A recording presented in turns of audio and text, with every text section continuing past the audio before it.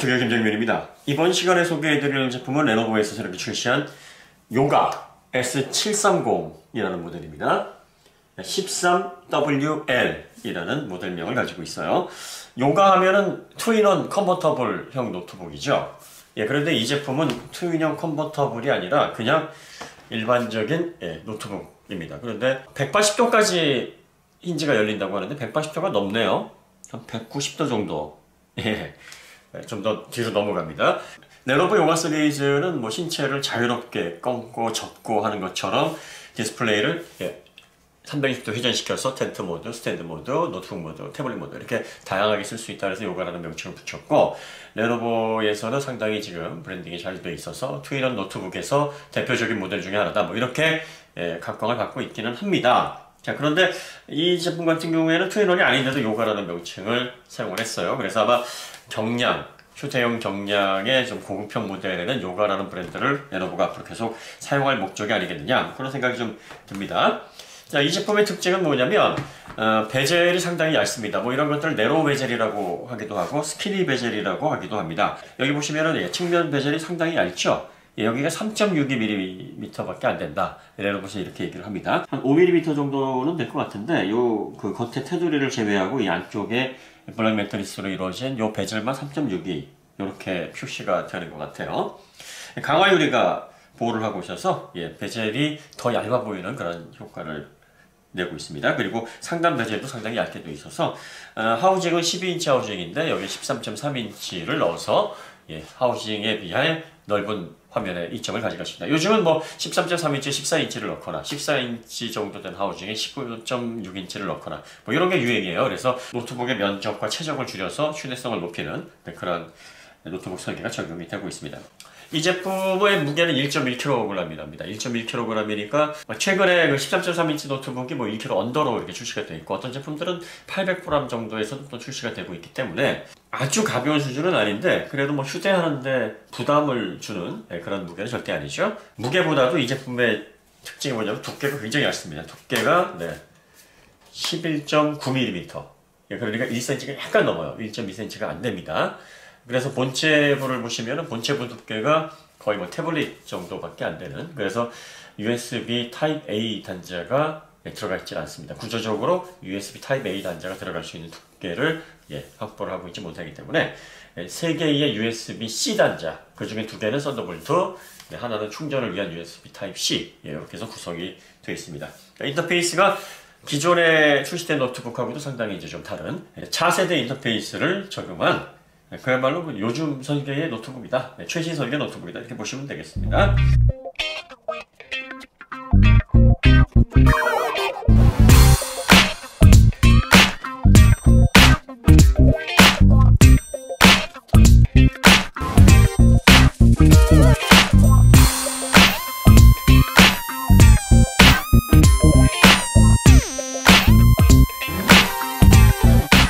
메인보드가 사각형 타입으로 굉장히 작네요. 뭐 태블릿 PC에 들어가도 될 만한 그런 사이즈입니다. 이스큐레이크 인텔 코어 i5 8265U 프로세서가 탑재가 되어 있습니다.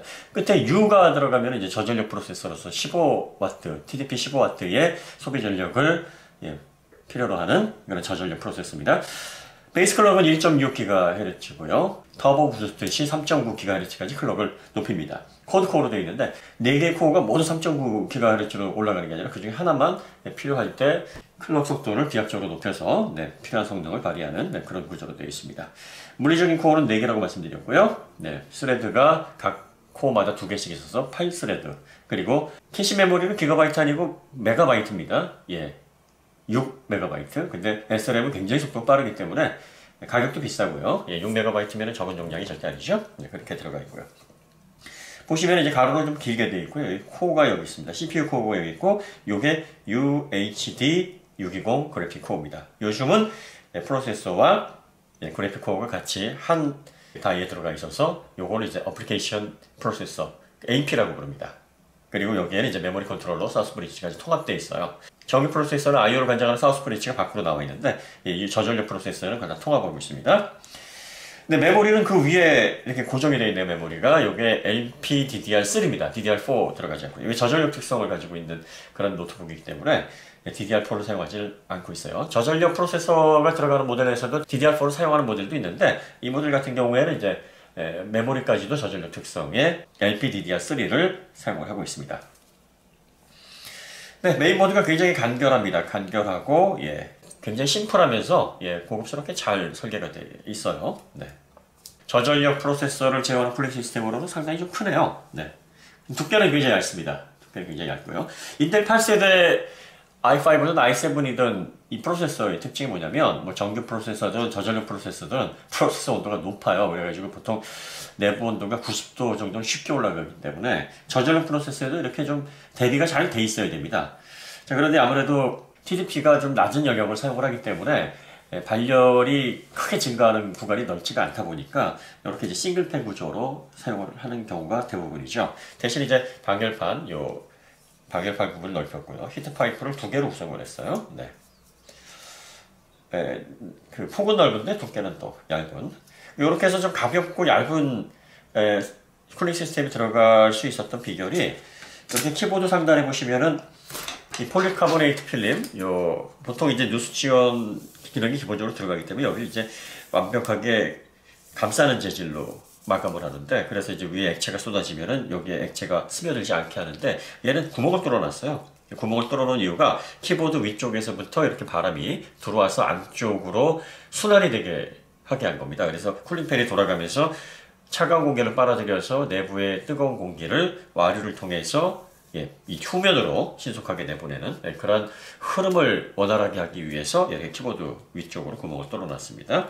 자, 그 다음에 그 전원 단자로 사용되고 있는 USB Type-C, USB 3.1 Type-C와 그 다음에 사운드 단자를 이렇게 서브보드로 구분을 해놨습니다. 메인보드에서 서브보드로 좌우측에 분산 배치를 해야 되는데, 메인보드를 최대한 작게 가져가기 위해서 이렇게 보시면 이제 그 중간에 쿨링팬이 들어가는 요 위치만큼 공간을 만들어 놓고, 그리고 이제 서브보드를 분리했습니다.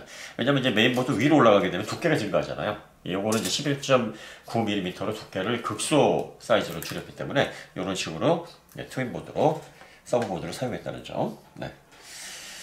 자, 그 다음에 이 내부 안쪽을 보니까요, 알루미늄으로 가공을 했어요, 케이스를. 그래서 알루미늄이 아주 두껍게 성형되어 있지는 않은데 좀 단단한 느낌을 주고요. 또 강성이 필요한 부분은 요 안에 보시면 마그네슘 롤케이지로 보완을 했습니다. 이 안쪽에 마그네슘 롤케이지가 이렇게 넓게 들어가 있어요, 밑에까지 해서. 그래서 이 팜레스트 부는 약간 조금 이렇게 힘을 주면은 흔들리는 반면에 위는 굉장히 강하게 잡고 있습니다. 그래서 얇은 두께에서도 원활한 강성을 유지할 수 있도록 이런 식으로 구성을 해놨습니다. 터치패드 기판은 이렇게 생겼네요. 네, 여기에도 메탈 가이드를 통해서 터치패드를 누를 때 안정적인 느낌을 들게 했고요. 요게 이제 지문 인식 센서가 들어가는 부분이고요. 네. 자, 그 다음에 스피커가 굉장히 커요. 네, 스피커 모듈이 이만합니다. 출력이 안 나왔는데 뭐 이게 1.5W, 1.5W겠죠? 뭐 이 정도 사이즈인데, 근데 스피커 캐비넷이 좀 커요. 그래가지고 이런 경우에는 자, 이렇게 해놓으면은 그 스피커 개구율이 높아져서 같은 출력이라도 좀 더 좋은 소리, 좀 더 안정적이면서 좋은 출력을 보여줍니다. 네, 그리고 뭐 돌비 애트모스 같은 음장 기술이 들어가 있고요. 네, 스피커 모듈에다 출력을 표시하면 좋은데 출력 표시를 안 해요. 여기 모델명만 적혀 있고요. 네.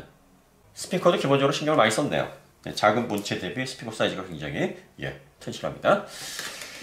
배터리는 이렇게 되어 있습니다. 배터리도 굉장히 얇게 되어 있어요. 굉장히 얇게 되어 있는 반면에 용량은 15.63V 그리고 2670mAh, 한 셀당 2670mAh짜리 셀이 4개가 들어가 있어요. 4셀입니다. 직렬로 4S 구조죠. 보통 이렇게 4셀이면 2S, 2P 구조인데 이거는 4S 구조입니다. 그러니까 4개가 직렬로 되어 있는 거고요. 41W, 그러니까 시간당 41W의 전력을 사용할 수 있는 용량이다. 네. 3.85V 셀 하나, 둘, 셋, 4개를 가지고 구동을 합니다. 넓이는 굉장히 넓은데, 면적은 굉장히 넓은데 두께가 굉장히 얇아요. 그러니까 11.9mm로 두께를 최소화해야 되니까 이렇게 두께를 얇게 펴야죠. 이런 거 리튬 폴리머 방식이죠. 리튬 이온 폴리머. 리튬 이온 폴리머는 음극판과 양극판 사이의 그 전해질을 젤 타입으로 해서 이렇게 고체 형태로 만들어 놓은 거예요. 리튬 이온은 액체 전해질을 사용을 하고 있고, 요거 이제 끈적끈적한 젤 타입으로서 고체, 정확히는 뭐 고체라고 하기 좀 그렇죠. 그런데 이제 그렇게 해가지고 이렇게 성형을 좀 자유롭게 할 수 있습니다. 얇게도 할 수 있고 좀 두껍게 할 수도 있고, 모양을 좀 더 만들어가지고 다른 형태로 할 수도 있습니다. 네. 리튬 폴리머 배터리 같은 경우에는 양극판의 그 활성 물질 코발트가 얼마나 섞여 있느냐에 따라서 이제 리플렛이 충전 사이클이 이제 결정이 되는데, 보통은 이제 뭐 한 500회, 최저 500회에서 많게는 한 1000회 정도 보장을 하고 있다고 하는데, 제조사에서 이게 정확하게 몇 번의 사이클을 보장합니다, 이렇게 명시는 안 해놓고 있어요. 그래서 대충 뭐 최저 500회에서 많으면 뭐 1000회 그 사이가 아니겠느냐, 이렇게 대략적으로밖에 그 짐작을 할 수밖에 없는데, 제조사에서 좀 여러 세부 스펙들을 공개를 좀 했으면 좋겠습니다. 그냥 좋은 점들만 이렇게 표시를 하니까 소비자들은 알 수가 없어요. 그냥 보고서 뭐 이게 리튬 폴리머 방식이니까 뭐 대충 한 1000번 사용할 수 있고, 요거를 1년에 나누면은 뭐 하루에 한 번씩 충전하면 뭐 이렇게 계산할 수밖에 없습니다.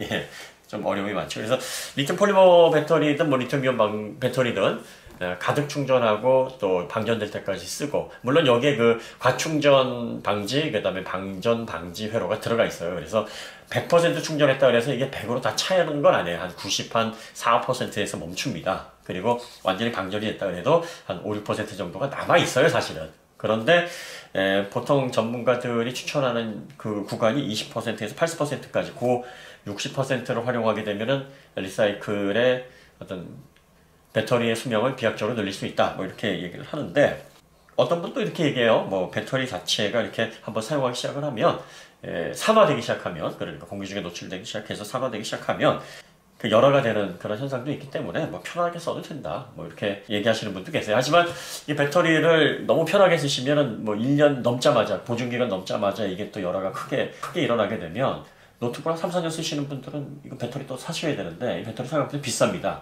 삼성 컨트롤러가 들어가 있네요. 삼성 컨트롤러. 삼성 컨트롤러가 들어가 있고, 메모리는 버티컬 타입으로 3D 방식으로 적층되어 있는 MLC 방식의 SSD가 들어가 있는 걸로 보입니다. 네.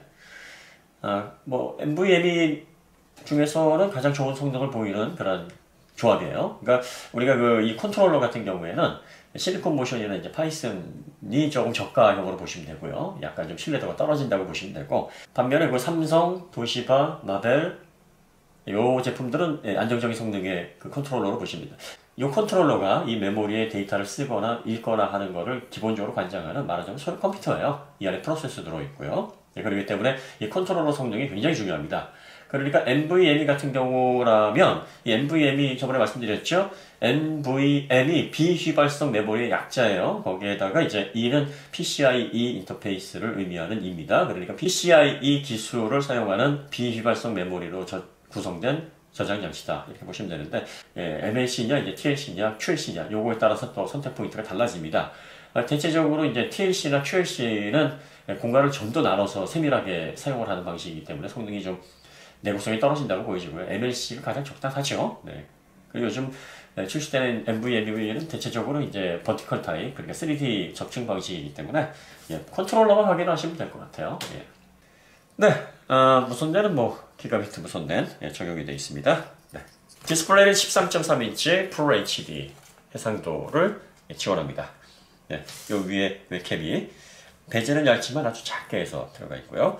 겉면은 강화 유리가 감싸고 있습니다. 키보드는 뭐 레노버 아이디어 패드와 싱크 패드에 적용되는 그 스타일이에요. 아래가 이렇게 봉긋하게 이런 식으로 디자인되어 있는, 손가락 모양에 맞춰가지고 이렇게 봉긋하게 디자인했다고 하는데, 요즘 아이디어 패드든 싱크 패드든 이 레노버 아이솔레이트 키보드 괜찮습니다. 네, 지브리스 패드 여기 있어서 로그인 편리하게 할 수 있고, 한판도 꽤 단단하게 되어 있네요. 두께는 0.6T 정도로 보이는데, 강도가 강한 알루미늄 합금, 그러니까 약간 좀 강성이 강한 알루미늄 합금을 사용한 것 같아요. 뭐 6000대인지 7000대인지는 모르겠습니다만, 네. 그리고 표면 처리도 잘 돼 있어서 잘 긁히는 소재는 아니네요. 네. 그 코팅을 어떻게 하느냐가 또 중요합니다. 이 금속 소재에서는. 네. 나쁘지 않아요. i5는 8265, 그리고 8GB LPDDR3 그리고 NVMe 512GB 메모리 요 구성으로 해서 120만원 정도 해요. 그러니까 1.1kg, 11.9mm의 두께의 초경량. 요즘 1.1kg을 초경량으로 구분을 해야 되는 약간 애매한 감은 좀 있습니다만 그래도 워낙에 사이즈가 작고 요게 거의 폼팩트가 12인치, 뭐 11.6인치 뭐 그 정도에 해당하는, 과거에는 요게 한 11.6인치 하우징으로 쓸만한 그런 사이즈였어요. 그래서 웬만한 클러치백에도 들어갈 수 있을 만한 사이즈라는 점을 감안을 하면 이런 사이즈에서 또 뭐 배터리 구성이라든지 배터리로 10시간 사용할 수 있다 그러네요. 네, 최대 10시간 사용할 수 있다 그러고요. 네, 뭐 SSD 구성이라든지 뭐 이런 걸 보면 가격적인 경쟁력은 뭐 있다라고 보여지고요. 아쉬운 점은 메모리 확장 안 되고요.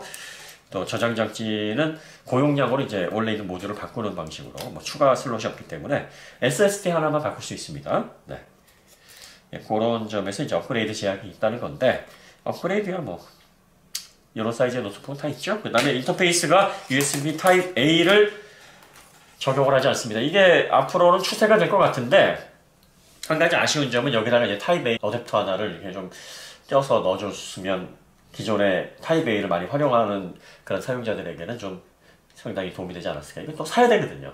그런데 제조사에서 하나 정도 넣어주면 좋았을 것 같은데 없습니다. 네, 그거 좀 아쉽고요. 그 다음에 SD 슬롯이 없어요. 마이크로 SD 슬롯이라도 하나 있으면은 디지털 카메라라든지 아니면 뭐 휴대폰에서 데이터 옮길 때 도움이 될 것 같은데 그것도 생략이 되어 있습니다. 그러니까 이제 기가비트 무선에도 들어가 있고 그리고 또 뭐 요즘 무선 환경 좋으니까 무선으로 많이 써라. 그리고 USB 타입 C의 주변 기기를 좀 적극적으로 활용해라. 썬더볼트로 그냥 뭐 외장 SSD를 쓰던가 아니면은 뭐 최신 규격의 빠른 USB 타입 C 메모리 스틱을 쓰던가 뭐 이런 식으로 해서 운영을 하는 게 앞으로의 추세 아니겠느냐 해서 이런 식으로 구성을 한 건데 그 맥북이 이런 구성을 하면서 점점 이제 초경량 노트북, 초슬림 노트북에서는 이런 추세를 따라갈 걸로 보입니다.